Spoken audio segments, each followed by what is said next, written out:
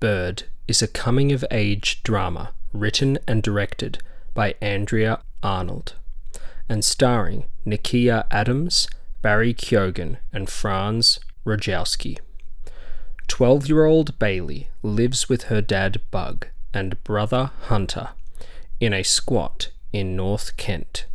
Bug doesn't have much time for his kids.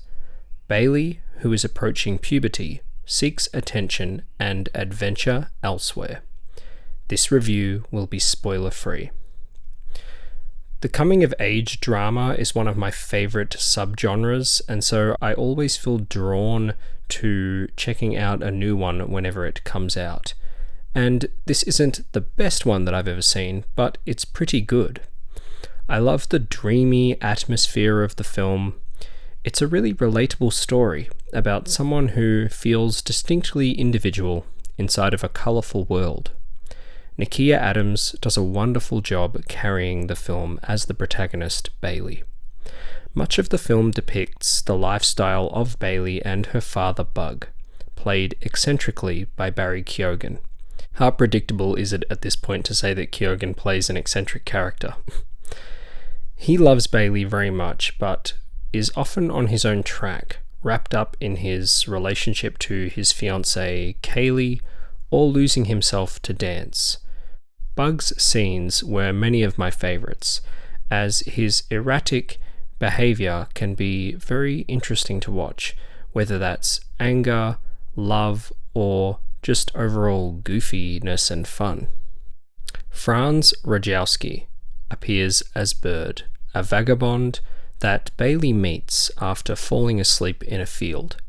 He too is a loner, and one that offers her companionship and guidance. For much of the film, you find yourself wondering whether he is a figment of her imagination or not, as he behaves like a bird, flying in and out of her life as well as watching her from atop buildings. The film is abstract in this way, and the cinematography complements that tone. The film stock used is truly gorgeous and gives the film the down and dirty feeling that it needs to sell the authenticity of the world that it builds and its depiction of culture. The edges of the film are not cropped out, which is something you seldom see and contributed nicely to the homely and visceral nature of the film. The natural lighting is pretty, as most scenes take place outside, and even when they don't, there is a lot of natural light beaming through the windows. I loved the graffiti on the walls of Bailey's home and just the production design overall.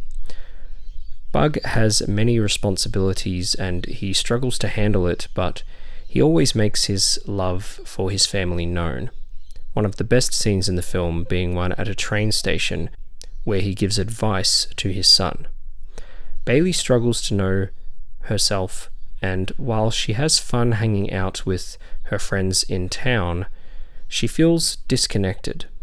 This is one of those films where many would say that nothing happened, and while I have to admit there were quite a few scenes that did drag, it was a nice watch overall.